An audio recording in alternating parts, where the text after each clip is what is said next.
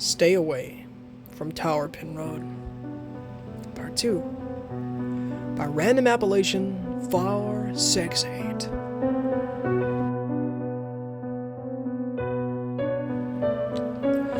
I must admit, I thought it would be difficult to make myself relive the terrible night that changed my life forever, but after posting the first segment, I realized how wrong I was. This isn't difficult. It's excruciating. The memories hurt. They sear my emotions and tear my soul, yet I know I have to go on to gain some form of closure. The world has to know what happened. Mark and I walked for the better part of 10 minutes before a tall, bulky shape loomed out of the blackness. At first I recoiled, thinking it was the creature, but Mark shone his flashlight at it and revealed a rusty collection drone, the kind used by old oil derricks in our rural area for decades. This one appeared to be derelict, and when Mark climbed the rickety metal steps to tug open that top hatch, it confirmed my suspicions. Come on, it's drier inside. He swept his red flashlight beam over the nearby trees as if to scan for anything following us. I stuck my feet into the tank and found another ladder, hidden just beneath the rim of the hatch. Mark climbed down after me and swung the hatch shut, sliding a thick metal pipe in place as sort of deadbolt. The soft click of a lighter hissed through the dark, and the room filled with cheerful yellow light. Across from the ladder, I dented kerosene. A lantern sat atop a dusty old folding table, a tiny golden flame contained in its glass orb. Under my feet, the floor lay covered in sections of broken wood pallets, with the metal base of the oil drum still coated in a sheen of congealed grease beneath them. The air smelled of wood rot, crude oil, and mildew, with the dull staccato of rain drumming on the outside of our little steel fortress all the while. Crates and various cardboard boxes were stacked against the curved walls of the oil tank, and against one side there stood a ragged cot with a few wool blankets scattered over it. On the cot, I noticed a newer-looking gray rucksack, a green canvas shoulder bag, and a red nylon duffel bag. Mark flicked his flashlight off and set it on the table. Now that I could see him better, he looked even worse. His clothes torn in places, both boots caked in mud, a half-dozen black smeary handprints dotted his jacket sleeves, but something told me they weren't his. He had a well-worn 12-gauge shotgun slung over one shoulder, another flashlight duct taped to its wooden foregrip, and an old-fashioned baseball bat hung from a crude sling on his back, its wood grain coated in more of the strange stuff from his coat. He turned to me, and Mark's eyes took in my pitiful appearance. You okay? How am I supposed to answer that? In some ways I felt dumb, too rattled by what had just happened to think. But I knew if my father were here, he'd want me to be brave, and I couldn't let my nerves get the best of me now. I'm fine, I think. Just cold. Mark draped his coat over my shoulders and slipped one hand under my chin to examine my face. Looks like you lucked out. You got splattered pretty good, but it doesn't look like the puppet got its claws on you. I frowned as he guided me to the cot and sat me down. Puppet? Uh-huh. Mark's expression darkened somewhat, and he rummaged through his rucksack to produce a small packet of wet wipes. The ones that look like people. We call them puppets. Because the big one uses them like hunting dogs to track you down. What the? My stare must have unnerved him, because Mark sighed and carefully dabbed at my face with a wipe. It's a long story. I told you to stay away, Maddie. Why didn't you listen to me? Indignant, I crossed my arms over my soggy shirt. I tried. A bunch of poles fell and blocked the road. Then Kendra appeared out of nowhere and that thing grabbed her. So you just ran in? I narrowed my eyes, annoyed at his critical tone and how much it reminded me of my father's numerous security lectures. I wanted to save my friend. Except she was never there. Mark held up the wet wipe so I could see what he'd cleaned off my face in the lamplight. Even after all that strange events of the night thus far, I'd half expected to see dark red blood. Instead, I blinked in confusion at black algae-like sludge mixed with what looked like bits of wood splinters. Is that... Yep. Mark nodded, and continued to check me over like some army medic from his old unit. That's what came out of her head. They're not flesh and bone like you and me. The puppets are made from rotten wood by the big one, so they bleed black, not red. That's one way of knowing if they're real or not. Her teeth. They were wooden, like the rest of her. How is that possible? I I don't understand. Horrified, I looked down at my palm, scraped, bleeding and muddy, and remembered how Kendra's skin felt hard under my fists. She looked so real. Mark handed me a small brown towel so I could dry my semi-frozen limbs off. They all do. Was Kendra with you? The real Kendra? No, I patted myself down, grateful to feel some of the heat return to my fingers. I just looked up and she never said a word. All at once, the events clicked together in my mind like puzzle pieces, and I sat up straight. Kendra hadn't said a thing, only made a scream, one any frightened girl could make, and one easy to replicate without risk of being discovered. She hadn't run over to my car at my invitation like any normal person would. She hadn't called my name. Because that thing wasn't Kendra. Mark caught my stunned, open-mouthed gasp, and his eyes moved to the hatch overhead, as if to check for signs of someone listening in. She was a lure, meant to get you deeper in before the trap was sprung. The big one models all the puppets off of real-life people. Whatever it sees or catches. Somehow it knew what Kendra looked like and made her to trick you. The pictures on my phone, could see them from the trees. Another sinister thought ran through my mind as I watched Mark kneel in front of me to inspect my bruised shins. Kendra had looked so real. Mark looked real now. Real. And surprisingly calm.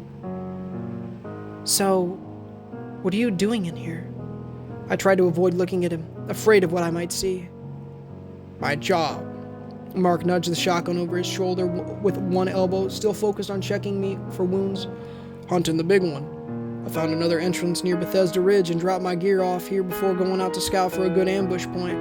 I set up a little blind near the road and spotted your flashlight. Thought you were a puppet at first, but the other one tackled you, which saved you from getting your brains battered out. Just goes to show, you never know if someone's real until they're close. I edged backward on the cot, my throat dry. How else can you tell? Hesitating, Mark frowned, as if remembering something he'd rather forget. You ask them questions they can't answer. Puppets imitate whatever knowledge they're fed, so if they use the wrong voice, or can't answer very personal questions that only they would know, they're not real. Usually, the puppets are smart enough to know though, and once they realize the jig is up, they'll go for your eyes first. Both of his dark irises rose to meet mine, and the air stuck in my lungs. Knowledge rested in those eyes, and he waited for me to react with tense patience. Mark knew that I knew. Or rather, didn't know for sure if he was in fact a walking nightmare disguised as my friend. All I could do now was ask and wait for his eyes to roll back into his head, and his teeth to turn into pegs. I can't turn my back on him without being sure. So, I balled one fist under the coat he'd put over my shoulders, ready to smash his face in the second Mark lunged for me. What's my favorite color? Thunder rolled outside. The wind howled, the trees creaked. Neither of us moved a muscle, both staring at the other. Mark's eyes searched my face, and I clenched my fist tighter, ready to swing with all my might. Teal. He spoke the words like they were honey on his lips, and let slide a fond, whimsical smile. Like the necklace your grandma got for you for your 15th birthday. Now, you gonna break my nose, Maddie? Thank God for those long conversations. My face boiled with embarrassed heat, and I unclenched my fist to make a sheepish rub at my black and blue shin. Sorry, I had to be sure. Don't be sorry. Mark tinged crimson and tossed the filthy wipe into a gap in the crude pallet floor. I hated pulling a knife on you like that, but I didn't have a choice. Like you said, it's best to be sure. Relieved enough to be curious, I dared to shift to a more comfortable spot on the blankets and let my mind work. So what is this place? Why are those things out there? He rose to his feet and pointed to the green canvas bag next to me on the cot. Get dressed, and I'll explain as we go. Everything in there should be dry, though you might have to mix and match to get a good fit. After all, I'm not exactly built like you. As we've both noticed. The last bit came with a characteristic toothy grin from Mark that made me flush, and he crossed to the other side of the camp room to turn away from me. Left my wet bra and panties on what was with Mark being only 6 feet away at most, and with my scrambled brain still not sure about our friendship. His spare t-shirt fit somewhat snugly, but I pulled a hooded flannel jacket over it to avoid hearing my mother's stern rebuke in my head about what kind of man I wanted to attract. The good, or the temporary. Luckily, the extra set of fleece-lined camouflage pants in the bag were loose enough that they weren't painted on, though I doubted they were baggy enough to have passed inspection, regardless of the ill fit. It felt great to be back in warm, dry clothes, though they smelled like Mark's rustic cologne, something that made me both nervous and shy all at once. For Pete's sake, they're just clothes. Get out of your head, this isn't the place or the time for being flaky. While I hurried to dress, Mark stood with both hands in his pockets, face to the wall. Last year, Randy took me out to the falconry station during a stormy night and warned me about Tauerpin Road. Of course, I didn't believe him, and when I spotted it on my 5th week, I went in like a moron. Luckily for me, he knew I was curious and came to get me. I guess it's been around since the 80s, when the land was given to the park by the old coal mining company that had it before. No one knows where it came from, or how it got here, but, well, here it is. How come you guys didn't let everyone else know? I slid on a fresh pair of wool socks and wiggled my toes in pleasure at how soft they were on my cold feet. You know, put up signs, roadblocks. It's not that simple. Mark didn't risk turning to check and see if I was ready yet, but picked at some paint on the wall with his fingernail instead.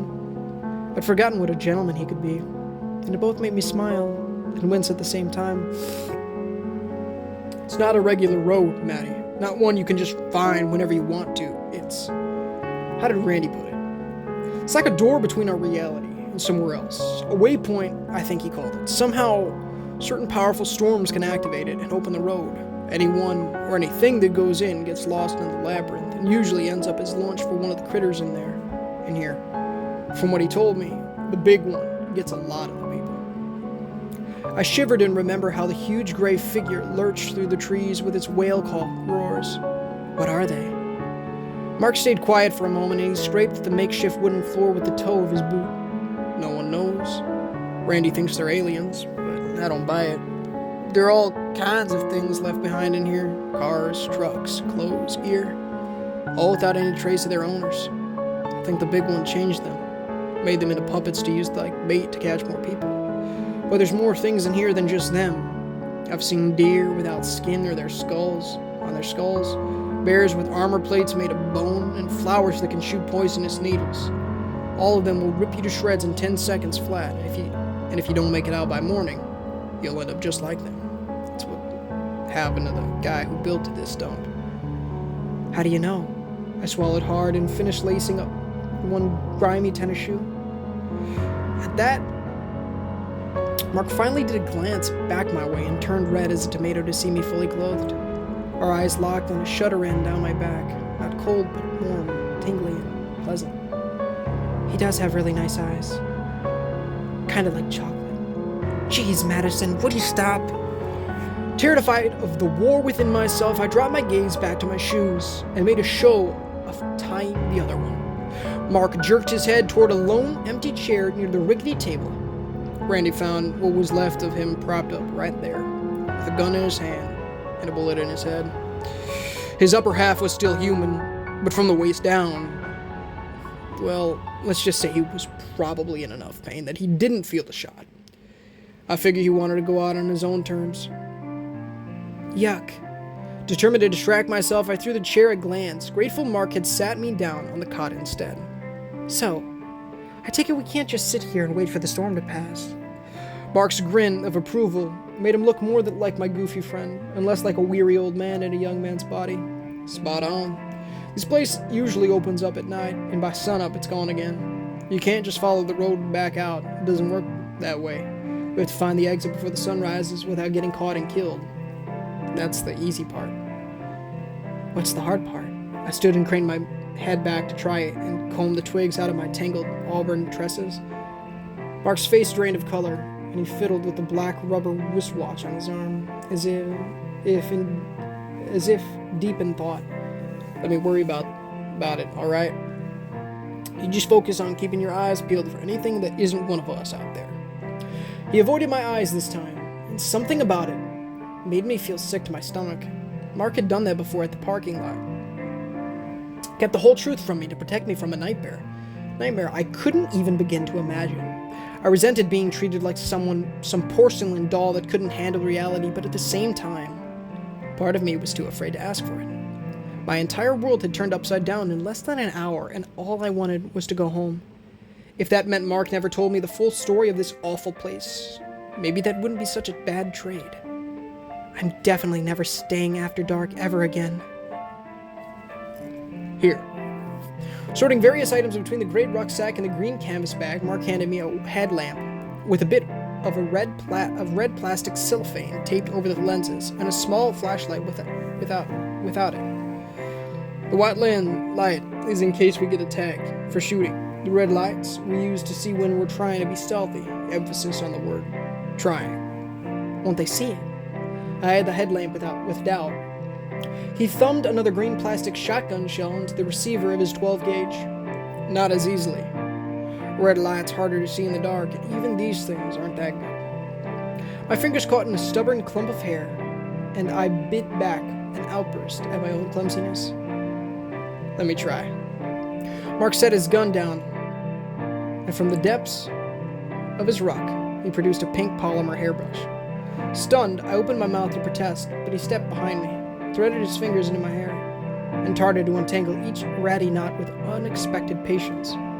Something about his touch, so light and careful, made a lovely warmth flow through me from head to toe, and I forgot whatever I would have said to him. Stroke by practice stroke, Mark passed the brush through my hair, its bristles massaging my scalp, and I breathed in a deep, slow sigh of contentment. Wow. I'm not pulling too hard, am I? He asked, as casual if offering me sugar for my coffee. No, I whispered, glad I faced away from him so that Mark wouldn't see me blush and please confusion. You're doing a good job, actually. Where did you learn that? Mark chuckled, smooth, silky affection lacing his tone. Claire, she loves it when I brush her hair. This is one of her favorite ones. She gets all silly and drowsy every time. It's cute, even if she doesn't think so. He sounds so happy, like he's smiling with his words. Some of the heat faded from my core, and I closed my eyes at the sick feeling that twisted in its place. This was a privilege reserved for someone else, someone who, unlike me, had chosen to love this man when the opportunity arose, and thus won his adoration in return. Deep in my heart, I knew I shouldn't be there. I shouldn't have enjoyed Mark brushing my hair, and I shouldn't have been feeling so guilty over someone who I only saw as a friend. With the memory of my own decision in mind, I pressed my hands to my stomach to stem the churning sensation there, and secretly hated myself for how much I didn't want him to stop. Congratulations, by the way. I never got around to... It's fine, Maddie. I appreciate it anyway. His words didn't betray any hurt or pain, but held a kindness that only made the guilt harder to bear. Mark tugged my hair into a fairly passable braid and smoothed his palm over it when he was finished in a way that made my pulse flutter. I turned to face him, and we stared at each other wordlessly, the rain drumming on the oil tank in the background, while the wind growled in impotent fury against our rusty sanctuary. Don't say it, don't say it, don't say it. Do you hate me? I blurted the words. Too late to stop myself. His eyes widened, and my brain almost exploded in humiliation and panic. What? Mark cocked his head to one side, a look of confusion and alarm in his brown eyes. No, Maddie, why would I ever hate you? My lungs seemed to constrict, and I dragged my eyes away from his to choke down an anxious breath. Because I said no. Again, silence cloaked the air, and I waited for a cold response, a damaged grimace, a sad condemnation for bringing up the dreaded past. How could I be this selfish? How could I keep doing this, wounding him over and over again? What was wrong with me? A hand rested on my upper arm and made me jump. I looked up to find him close, staring down into my eyes with a smile that drove some of the ache from my chest. All the pain in the world was worth gaining you as a friend. I have Claire now, and we're happy together. That wouldn't have happened if you hadn't told me the truth. You mean more to me than you will ever know. I just wish that was enough. Deep inside, my heart writhed, and I nodded mainly to keep myself from tearing up. Mark was happy. He was kind, sweet, good, and here I was. What was I doing? Having second thoughts? No, that couldn't be. Not now. Not like this. Mark pulled his rucksack on and slung the red bag over his shoulders as well. He handed me the green canvas bag and held out a shiny black pistol. You shot guns before with your dad, right? I took the handgun and weighed its heft in my hand. The stenciled 9mm on the slide, standing out in the lantern light. How long had it been since I'd last gone to the range with Dad? If my memory served right, it had been several months ago. Then again, several months ago I had been simple friends with Mark, and I didn't bear the awful weight of my secret guilt every time I saw him. It seemed like a lifetime ago. I can shoot. My throat scratched with the dry words, but I buckled on the black nylon holster that sheathed the gun and pocketed the 2 extra magazines Mark slid my way. Good. Mark tucked a long black knife with a green scabbard into my belt and tapped on finger on the baseball bat over his shoulder. But try to avoid it if you can. Once we let off a shot, everything for miles around will know we're here. And then it's game on. Best thing you can do is take a club to them or stick them in the throat to stop the screaming. Worst case scenario, conserve your ammo. And not run like heck. He didn't run back there. I tried to make a coy smirk, but it ended up coming across as a shy, thin-lipped smile, as I remembered the blow from his Louisville slugger that had saved my life. Mark's chocolate-brown irises bored into mine, and a cavalier grin crossed his face, despite the cold, the dark, and our horrible situation. No, I didn't. Now stick close. Let's find that exit and get back to the admin building. Leaving the solid walls of the hideout felt like pulling against gravity, but I wasn't about to insist on staying there without Mark. I followed him back into the dense, rainy forest, the hood of his flannel jacket pulled over my head, the beam of my red headlamp trembling over the mucky ground. Strange cries echoed through the woods, some like the bizarre roars of animals, others as macabre, near human wails. And the ground shook with the clasps of booming thunder. In between lightning bolts, I could feel the faint footsteps of the big one in the mud beneath my battered sneakers. There seemed to be no end to the trees, as if the forest had swallowed the road, along with any clearings or fields the daylight might have revealed. Down.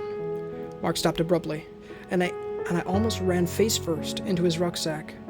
I did as he said, dropped to a crouch behind him in the tall grass, and froze, moving only my eyes to peer into the dark ahead of us. Try as I might, I couldn't see anything. The red lights too dim, the rain too heavy, and I didn't dare speak out of turn in case I would draw attention to us. Up there. He pointed up into the pine trees around us.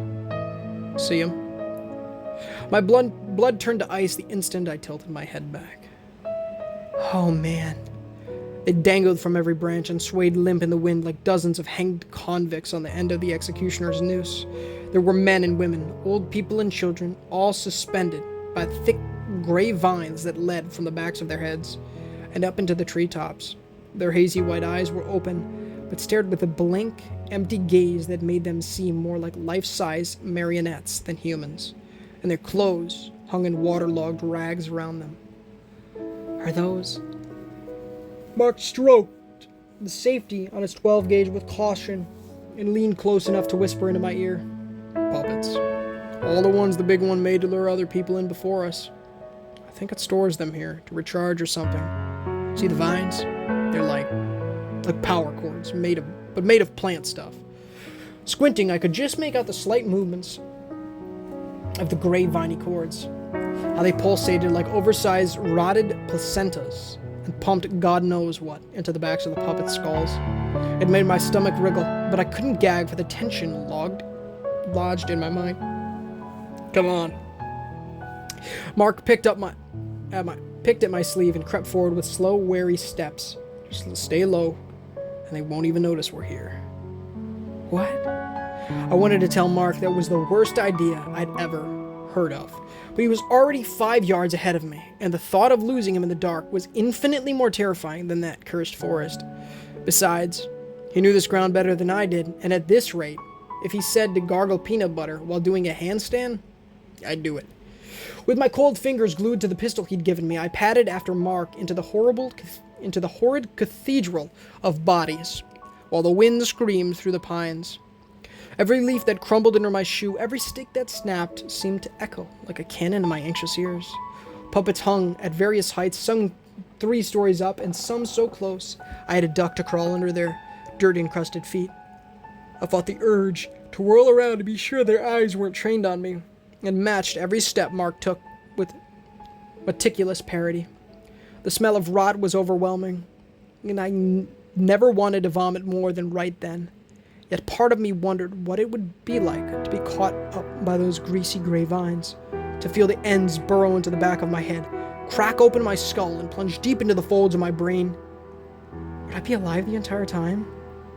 Would I feel every creeping growth, every rip and tear of the infading tendrils, until I became a prisoner in my own mind, with no control over my body?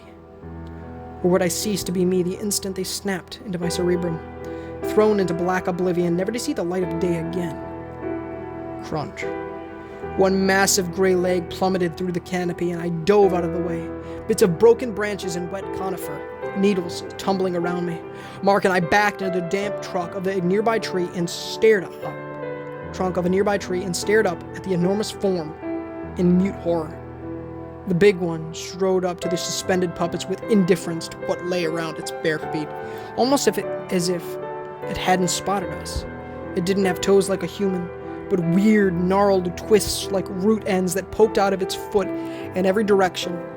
Each massive 4-fingered hand had no fingernails, but jagged sprout-like points that grew from the fingertips and reminded me of twigs on leafless winter trees. I still couldn't see the face of the colossal menace. The darkness of the rainy night like a cloak to its features. Stopping in the midst of the stored puppets, the big one slid the odd bundle of vines from its shoulder. I clamped a hand over my own mouth to stifle a scream. Please let this be a bad dream. But the dozens of figures that swung from the ends of all the strands were no dream. They grinned, wriggled, and waved to each other like kids on an amusement park ride, their milk-white eyes glowing in the dark. One by one, the gray giant plucked the individual puppets from the bundle and strung them up in the trees, the slimy vines snaking around their necks and burrowing into the backs of their wooden skulls. The puppets' eyes dimmed, the smiles faded, and their dense limbs went limp. A mutated nursery filled with mindless sleeping children. The big one held up the last puppet in its gargantuan palm and poked at it with an almost confused manner.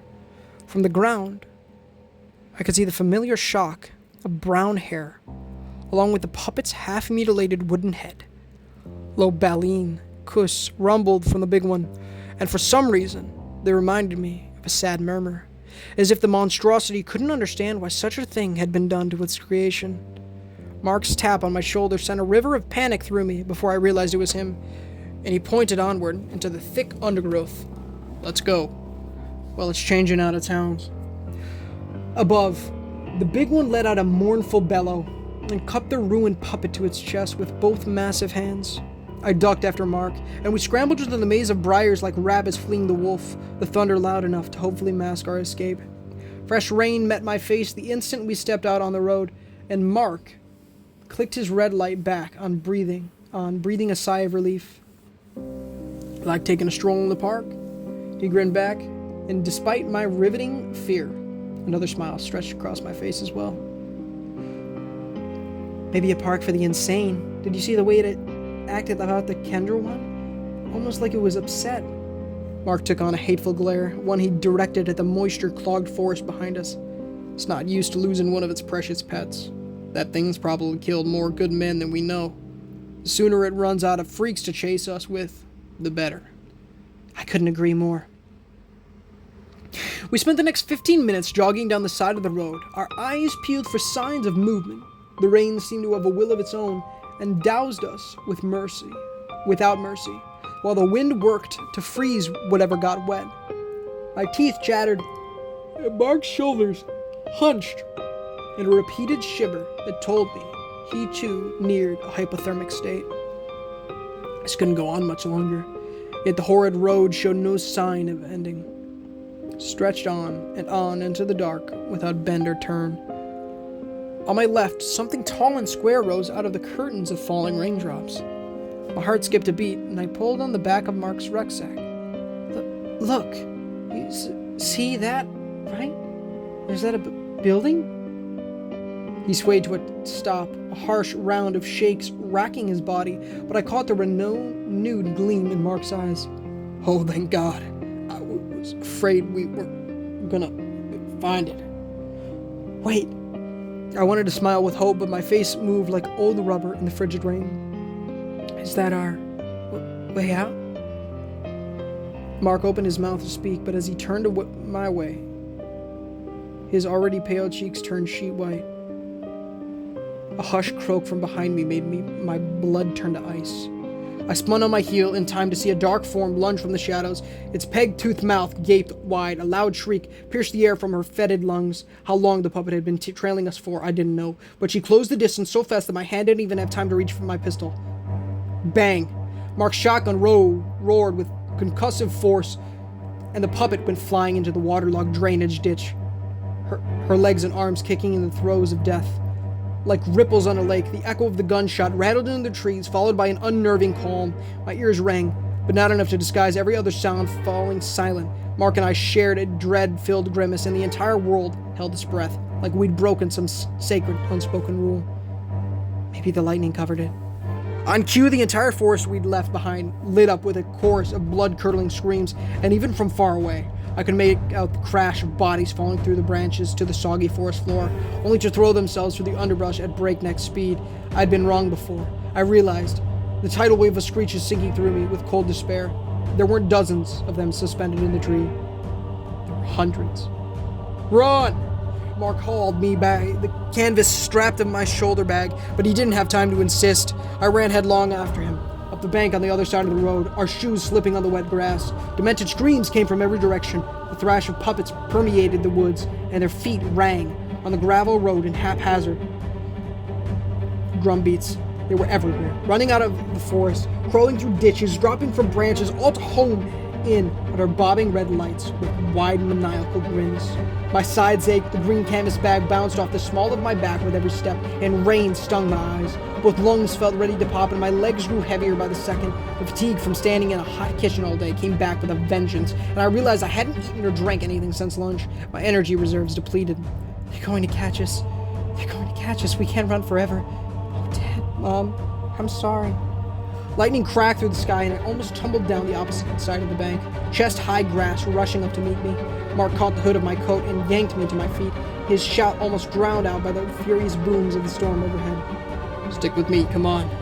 The closer we got, the clearer the enormous outline became. From the look of the dark structure nestled in the midst of the grassy marsh, it had once been a part of the coal mining apparatus of the early 1960s, a gargantuan concrete and steel building with a high square that stretched out over a set of overgrown train tracks. A large sheet metal warehouse branched off from the base of the tower and ran down into a slag yard surrounded by brush and tangled fencing. In one section, the fence had been toppled over by time and rust, leaving a gap the size of a pickup truck. My legs were almost numb, but I threw myself toward the gap, the shrieks of the puppets right behind me. Mark's shotgun barked once more, and I turned to see where he was. He lay in the trampled grass only a few yards back, having tripped on a hidden log. Mark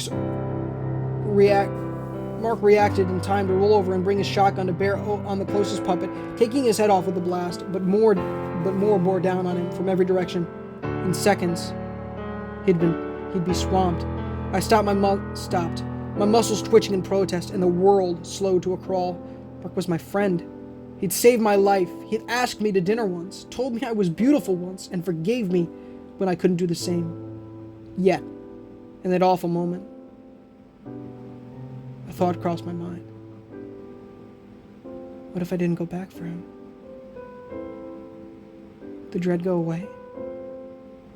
Would the confusing, sickening, anxiety-inducing stream of jumbled thoughts in my head fade if he wasn't there to stir them up? If Mark wasn't there to smile in the warm way he did, or say my name with a gentle voice that gave me butterflies in my stomach? Could I find a way to go back to normal at last? I wouldn't have to endure hearing about Claire, see a ring on Mark's finger, or get social media notifications of the two of them on their honeymoon. I wouldn't have to face an uncertain future alone, with the knowledge that it all could have been different. I could avoid all of it. Right this second. All I had to do was leave. Mark shot another oncoming puppet, but the one behind it closed the distance before he could rack another slug into the gun's chamber and leapt onto his torso. Its frothy, peg-toothed jaws snapped at Mark's exposed throat, and he struggled to hold the freak back with his shotgun, both arms trembling with exhaustion. "Maddie!" he yelled, the storm doing its best to carry Mark's voice away. "Get out of here!" I could run, and he wouldn't even curse my name. He's not selfish. Not like me. Anger flared inside me, a deep, seething rage that burned in my veins. I brought up my pistol, both arms shaking with the cold rain, and staggered back his way. Bang, bang, bang. The pistol danced in my hands, spitting shiny brass casings into the gloom of the night.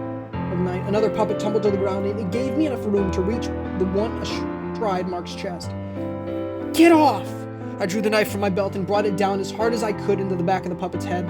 It reared back, but I had hold of the creature's collar, and it ripped the knife free to drive it again and again into the wooden head. My fingers stinging with the exertion. Splinters and pitch-black goo coated my face, but I couldn't stop. Something inside of me snapped, and all the anxious tension from months of guilt and shame boiled over into uncontrollable hate. It couldn't end this way. Not for Mark. Not for me. I wasn't going to hurt him. Not again, and I wouldn't let anything else do it either. A barefooted puppet wrapped her arms around my waist in a flying tackle. The gun flew from my right hand, the knife from my left, and we both went down in a heap, the muck spattering over our limbs. Yet this time, I didn't feel the crippling fear. I rolled with the puppet in the grass and mud like a wild animal, biting, clawing, and screaming with visceral hostility. She tried to gnaw at my face, but I drove my thumb up to the knuckle in her squishy, dead eyeball and pushed the girl to the ground.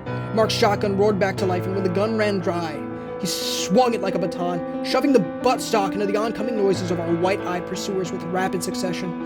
My hand found a rock, and I hefted it high, swinging with all my might like I was back in junior high softball at the pitcher's mound. Crack!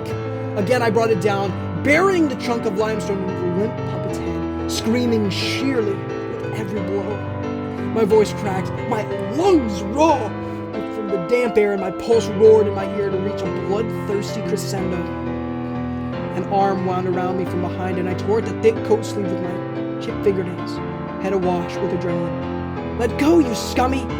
"Easy, easy, easy, it's me." Mark shuffled, ran, backward with me in tow, his shotgun in the other hand, as a crowd of puppets heaved through the flattened grass. "Get up, they're coming." My eyes were shakier than I remembered them being, but I pulled both feet back under me, and together we sprinted through the gap in the fence, toward the main building of the coal yard. I threw open a rusty metal door at the base of the concrete tower, and as soon as we were through, we both shoved it closed.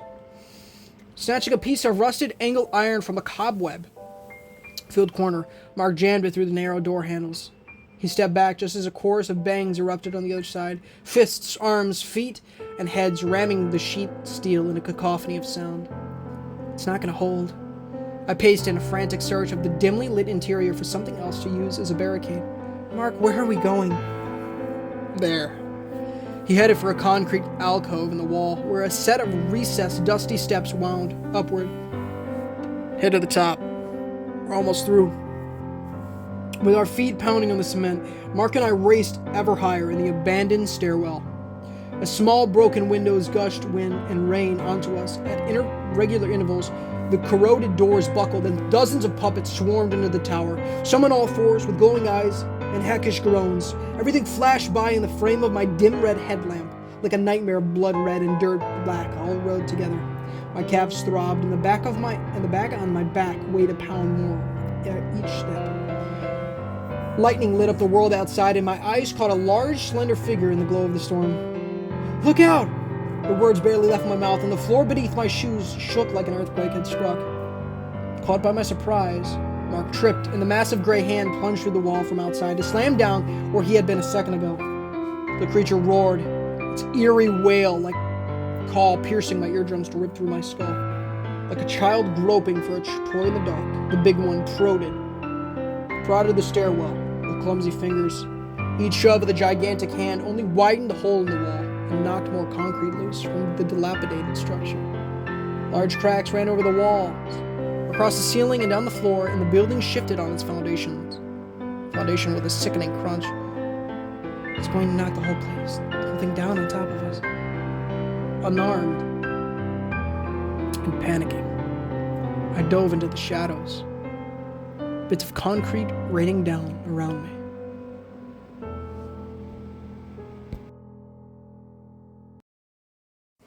Hey guys, and thank you so much for enjoying today's story. A little bit of just a reaction from me. I don't know if you could hear the hype in my voice there, but fit me, dude. This story's fantastic. Oh my gosh. I am absolutely loving it. Random Appalachian. I hope you watch till the end. You're freaking awesome, bruh. I can't wait to keep reading and continuing this. It's such a good story, and I can't wait to read your other ones. Of course, make sure to like the video, as it does help get the gospel into people's feeds, as well as consider subscribing. We're trying to hit 1,000 subs by the end of the year. Be a big blessing from the Lord if you guys did so. Of course, repent of your sins and trust in the good Lord Jesus Christ, as with all your heart, mind, soul, and strength. Read the Holy Bible daily, pray daily. The evangelist people. And go in the description of the pinned comment, read the $1 million question down to become born again. Also, join the Discord and, check them live streams out, man. Stay tuned for more content. And, as always, I hope you enjoyed. This is Ninja Gamer, signing off.